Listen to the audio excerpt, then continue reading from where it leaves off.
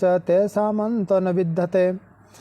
सदा दुखातुरा एव न सुखी विद्यते क्वचित् केनोपायेन मोक्षय मुच्यन्त वद मे प्रभो। श्री गरुड़ जी महाराज कहने लगे, हे दया सिंधु दया निधि, अज्ञान के कारण जीव जन्म मरण रूपी संसार चक्र में पड़ता है, ये मैंने अभी तक आपसे सुना है। अब मैं मोक्ष के सनातन उपाय को सुनना चाहता हूँ। हे भगवान, हे देव देवेश, हे शरणागत वत्सल, सभी प्रकार के दुखों से मलिन तथा सार रहित इस भयावह संसार में अनेक प्रकार के शरीर धारण करके अनंत जीव राशियाँ उत्पन्न होती है और मरती रहती है, उनका कोई अंत नहीं होता है। ये सभी सदा दुख से पीड़ित रहते हैं, इन्हें कभी सुख नहीं मिलता है। हे नारायण, हे प्रभु जगत कारण, किस उपाय के करने से इन्हें इस संस्कृति चक्र से मुक्ति प्राप्त हो सकती है, कृपा करके आप ये मुझे बताइए। श्री भगवान उवाच श्रुतोताक्षरी प्रपश्यामि यन्मां तं परिपच्छत यस्य श्रवणमात्रेण संसारान् मुच्यते नर अस्ति देव परब्रह्म स्वरूपी निष्कल शिवा सर्वज्ञ सर्वकर्ता च सर्वेषु निर्मलो हृदय स्वयंजयो तिरनादन्तो निर्विकार परात्परा निर्गुण सच्चिदानंद दशाज जीव संज्ञकः। भगवान कहते हैं, हे गरुड़, तुम इस विषय में मुझसे जो पूछते हो मैं बताता हूँ, सुनो। जिसके सुनने मात्र से मनुष्य संसार से मुक्त हो जाता है, वह परब्रह्म परमात्मा निष्कल कला रहित परब्रह्म स्वरूप शिव स्वरूप सर्वज्ञ सर्वकर्ता सर्वेश्वर निर्मल तथा द्वैत भाव रहित है। वह परमात्मा स्वयं प्रकाश है, अनादि अनंत निर्विकार परात्पर निर्गुण और सतचित आनंद स्वरूप है। ये जीव उसी परमात्मा का अंश मात्र है। जैसे अग्नि से प्रफुल्लिंग चिंगारियाँ निकलती रहती है, उसी प्रकार अनादिकालीन अविद्या से युक्त होने के कारण अनादिकाल से किए जाने वाले कर्मों के परिणाम स्वरूप देहादि उपाधि को धारण करके जीव भगवान से पृथक हो गए हैं।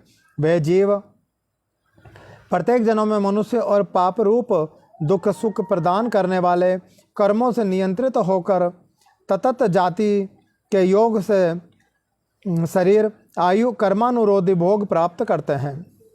हे खग, इसके पश्चात भी पुनः वे अत्यंत सूक्ष्म लिंग स्वरूप प्राप्त करते रहें और ये क्रम मोक्ष पर्यंत स्थित रहता है। ये जीव कभी स्थावर योनियों में, पुनः कर्म योनियों में, तदंतर जलचर पक्षी और पशु की योनियों को प्राप्त करता हुआ मनुष्य योनि को अंत में जाके प्राप्त कर लेता है। फिर धार्मिक मनुष्य के रूप में और पुनः देवता तथा देव योनि के पश्चात क्रमशः मोक्ष को प्राप्त करने के अधिकारी बन जाता है।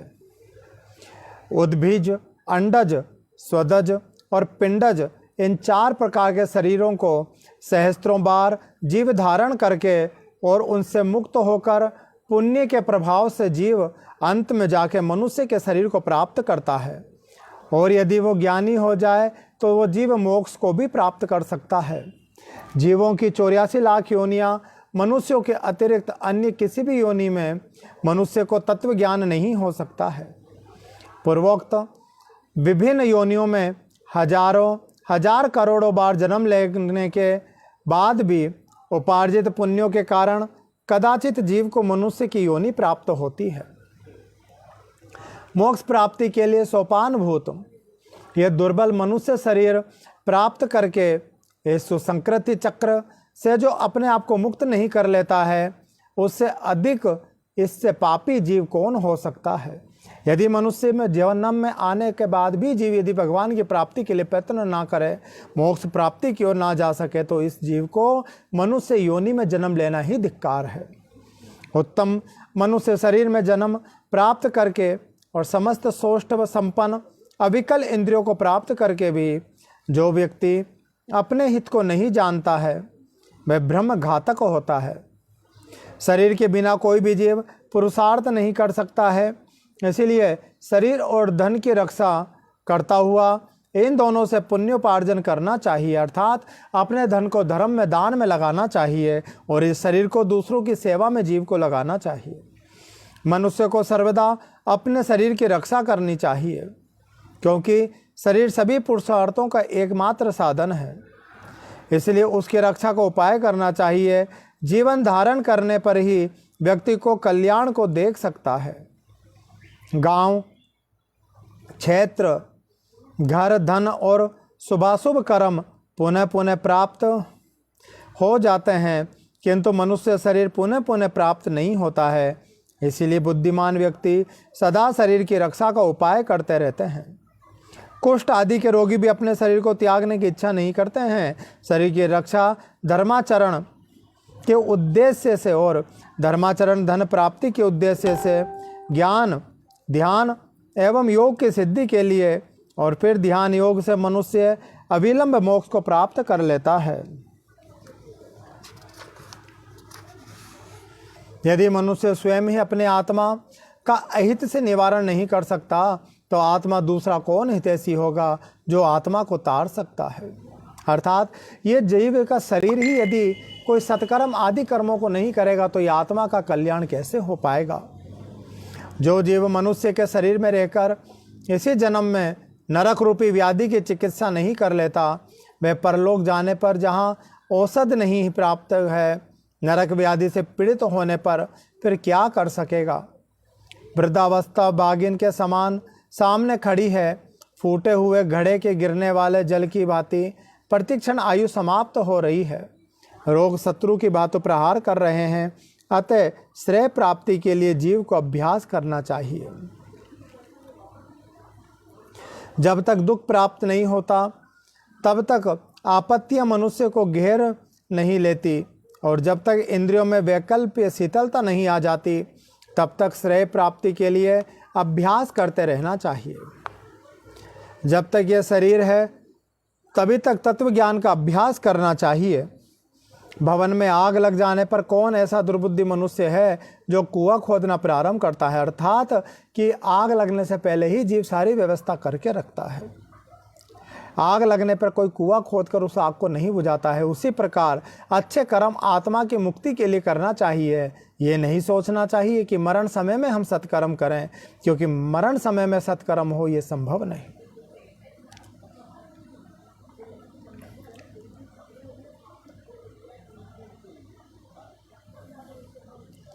जब तक यह शरीर है तभी तक तत्व ज्ञान का अभ्यास करना चाहिए। भवन में बहुविधि सांसारिक कार्य प्रपंचों में व्यस्त रहने के कारण काल का ज्ञान नहीं होता है। यह कलेश की बात है कि मनुष्य अपने सुख दुख और हित की बात को नहीं समझता है।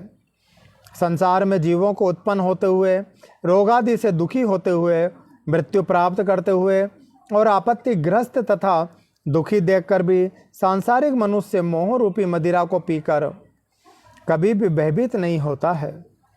संपत्ति स्वप्न के समान है, यौवन भी पुष्प के समान है, आयु बादलों में चमकने वाली बिजली के समान चंचल है। ये सब जानते हुए भी मनुष्य कैसे धैर्य को खो सकता है। एक तो मनुष्य 100 वर्ष की आयु ही बहुत थोड़ी है, उसमें भी निद्रा और आलस्य के वशीभूत होकर उसका आधा जीवन बीत जाता है, और जो आधा जीवन शेष रहता है वह भी बाल्यावस्था, रोग और जरा होने वाले दुख में चला जाता है, और जो थोड़ा बच जाता है वो भी निष्फल ही बीत जाता है। प्रारब्ध करने योग्य कार्य के विषय में जो उद्योग नहीं करता है वह ब्रह्म चिंतन आदि में जागरूक रहना चाहिए और वहाँ सोता रहता है। जहाँ सदा सदा भय विद्यमान है वहाँ वह विवस्त्र है। ऐसा जो मनुष्य वह अभागा क्यों नहीं मारा जाएगा। जल में उठने वाले फैन के समान अतिशिव क्षणभंगुर देह को प्राप्त करके जीवात्मा उसमें स्थित रहता है। यह शरीर ही उसको प्रियंसवास के रूप में प्रतीत होता है, किंतु इस अनित्य शरीर में निर्भय होकर कैसे रह सकता है। जो अहित करने वाले विषय भोगों में ही हित बुद्धि रखता है तथा पुत्र कलत्र देह गेहादि स्थयी को समझता है और भौतिक धन संपत्ति आदि अनर्थकारी वस्तु में जो अर्थ बुद्धि रखता है वह अपने परमार्थ को नहीं जान पाता है। जो यह जगत किसी का नहीं हुआ ऐसा देखते हुए भी गिर रहा है और आत्मज्ञान विषयक वचनों को सुनते हुए भी जिसे बोध नहीं होता, पढ़ करके भी उसका अर्थ नहीं समझता, ऐसा इसलिए होता है कि जीव भगवान की माया से मोहित है। अर्थात भगवान की माया से मोहित होने के कारण मनुष्य आँखों से देखता हुआ भी गिर जाता है। अर्थात आत्मज्ञान और ध्यान।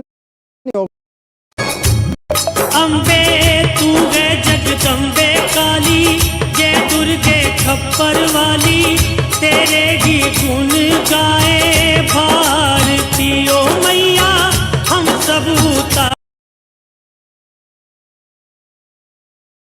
मोक्ष होता है, ये तथ्य जानते हुए भी जीव मोक्ष मार्ग से भ्रष्ट होकर इधर उधर माया में ही भटकने लगता है।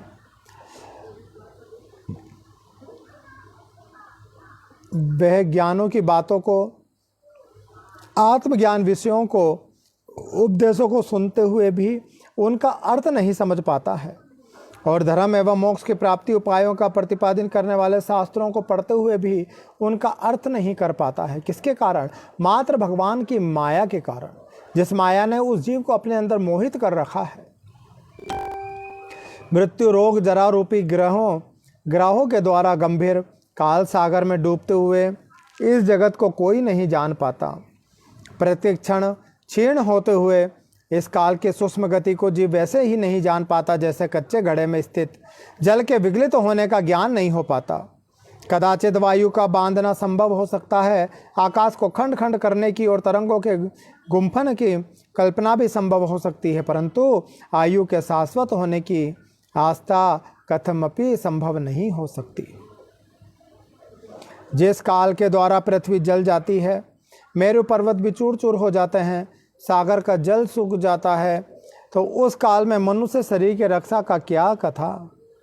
मेरा पुत्र, मेरी पत्नी, मेरा धन, मेरा मकान, मेरा बांधव, इस प्रकार जीव मैं कहते हुए मनुष्य रूपी बकरों को हठपूर्वक काल रूपी भेड़िया मार डालता है। यह मैंने कर लिया, ये करना बाकी है, ये दूसरा कार्य अभी कुछ करना बाकी है। इस प्रकार की इच्छाओं से युक्त मनुष्य को यमराज सदा अपने बस में रखते हैं। कल किए जाने वाले कार्य को आज, अपहरण में किए जाने वाले कार्य को पूर्वाहन में ही कर लेना चाहिए, क्योंकि मनुष्य के अपना कार्य कर लिया है अथवा नहीं, इसकी प्रतीक्षा मृत्यु कभी नहीं करती। जीव का कार्य अधूरा हो तो भी मृत्यु अगर आनी है तो उसी समय पे मृत्यु निश्चित आती है।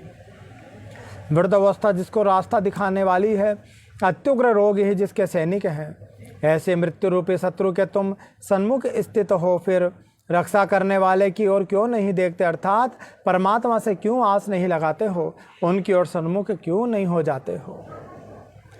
तृष्णा रूपी सूल में बंधे हुए और विषय वासना रूपी घी से खींचे हुए तथा राग द्वेष रूपी अग्नि में पके हुए मनुष्य को मृत्यु कहा जाती है। यह जगत ऐसा है कि इसमें मृत्यु बालकों, युवकों, वृद्धों और ग्रस्त जीव सभी को ग्रस्त कर लेती है। जब जीव अपने देह को भी यही छोड़कर यमलोक में चला जाता है तो फिर स्त्री, माता, पिता और पुत्रादि से किस प्रकार प्रयोजन से संबंध स्थापित किया जाता है। यह संसार दुखों का मूल कारण है, इसलिए संसार में जिसका संबंध है वही दुखी है, और जिसने इस संसार का त्याग कर दिया है वही मनुष्य सुखी है।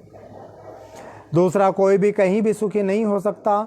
यह संसार सभी प्रकार के दुखों का उत्पत्ति स्थान है, अभी आपत्तियों का घर है और सभी पापों का आश्रय स्थान है। इसीलिए ऐसे संसार को क्षण मात्र में ही त्याग देना श्रेष्ठ है, क्योंकि यह संसार की माया जीव को नरक का गामी बना देती है। लोहे एवं लकड़ी से बने हुए पासों से बंधा हुआ मनुष्य मृत्यु हो जाता है, मुक्त हो जाता है, किंतु पुत्र, पत्नी, बंधु बांधवों के पासों में बंधा हुआ जीव कभी मुक्त नहीं हो सकता है। मनुष्य अपने मन को प्रिय लगने वाले वे जितने पदार्थों से संबंध बनाया जाता है, उतने ही अधिक शौक से कीले उसके हृदय में गढ़ते जाते हैं। ये बड़े खेद की बात है कि विषयों का आहार करने वाले इंद्रिय रूपी चोरों ने इस लोक के समस्त धन को अपहरण करके इसे नष्ट कर दिया है, अर्थात परलोक के लिए हितकारी धर्म रूपी जो धन है उसका इंद्रियों ने हरण कर लिया है। मांस लोभी मत्स्य जैसे बंसी में लगे हुए लोहे के अंकुश को नहीं जान पाता, उसी प्रकार विषयों से प्राप्त होने वाला सुख के लोभ से जीव यम यातना की परवाह नहीं करता है। हे गरुड़, जो अपने हित और अहित को नहीं जानता, सदा को मार्ग पर चलने वाले हैं और मात्र पेट भरने में ही जिसका सारा दिव बसाए रहता है, वह मनुष्य नरक का गामी हो जाता है। निद्रा, मैथुन और आहार आदि का स्वाभाविक प्रवृत्ति सभी प्राणियों में समान रूप से होती है। उनमें जो ज्ञानवान है वह मनुष्य कहा जाता है और उस ज्ञान से शून्य वह पशु कहलाता है। मूर्ख मनुष्य प्रातःकाल मल मूत्रों से वेग से, मध्य दिन में सुधा और तृषा से तथा रात्रि में काम क्रीड़ा और निद्रा से बाधित रहता है। हाय, खेद की बात है कि अज्ञान से मोहित होकर सभी जीव अपनी देह, धन, पत्नी आदि में आसक्त होकर बार बार पैदा होते हैं, बार बार मर जाते हैं। इसलिए सदा आसक्ति का त्याग कर देना चाहिए और यदि उसका सर्वथा त्याग नहीं हो तो महापुरुषों के साथ, संत और गुरु के साथ संबंध बनाना चाहिए, क्योंकि संत और गुरु ही संसार रूपी रोग से जीव को पार लगा सकते हैं। सत्संग और विवेक ये दोनों ही व्यक्तियों के दो निर्मल नेत्र हैं।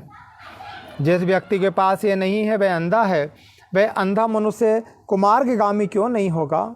अपने अपने वर्ण और आश्रम के लिए शास्त्र बोधित आचारों का पालन करने में संलग्न रहने वाले सभी मनुष्य यदि परम धर्म को नहीं जानते तो वो दंभाचारी व्यर्थ में नष्ट हो जाते हैं।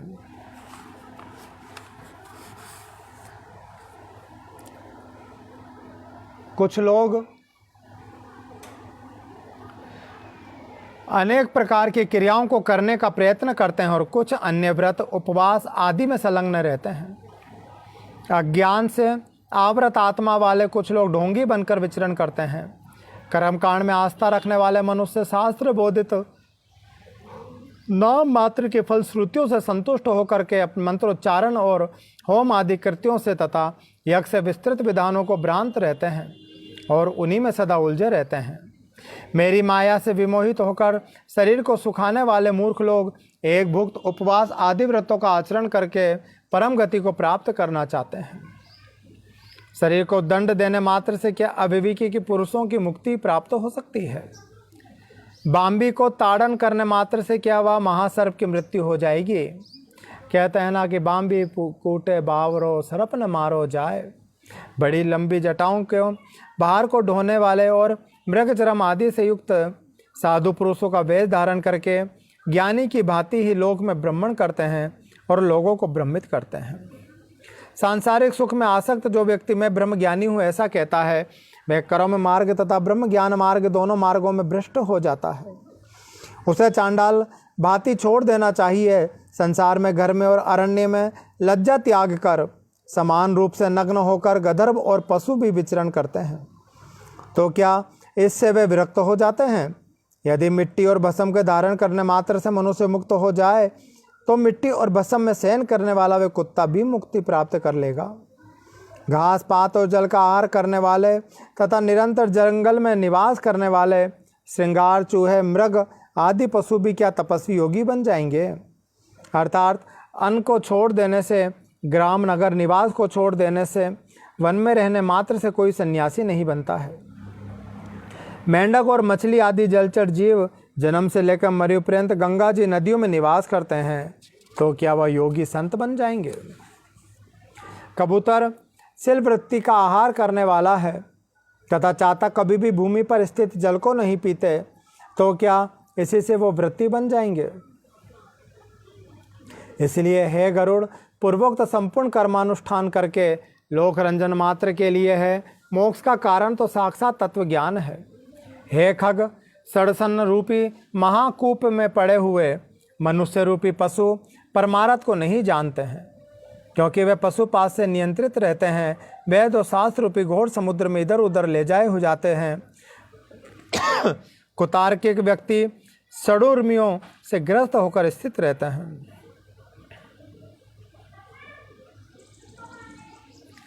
तो षडूर्मियों यानी कि भूखा प्यासा और अपने परिवार में मोह शोक आदि को रखने वाला ही मुर्गियों कहलाता है।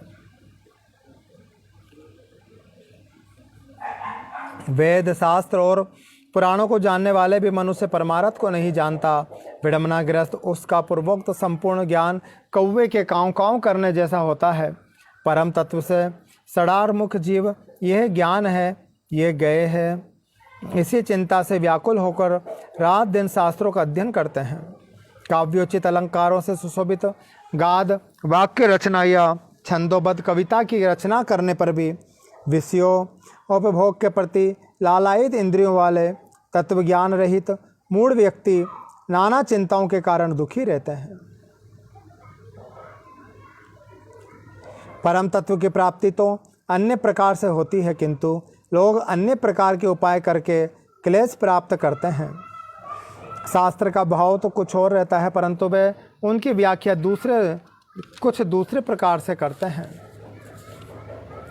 अहंकार व्यक्ति गुरु उपदेश आदि को प्राप्त ना करके भी उन्मी भाव से विषय में रहते हैं, कहते हैं, पर वे स्वयं उसका अनुभव नहीं करते हैं। बहुत से लोग वेद और शास्त्रों का अध्ययन तो करते हैं और परस्पर एक दूसरे को बोध भी कराते हैं, समझाते भी हैं, पर वे परम तत्व के विषय में उसी प्रकार कुछ नहीं जानते जिस प्रकार कलछी पाक रस भोजन आदि को नहीं जानते।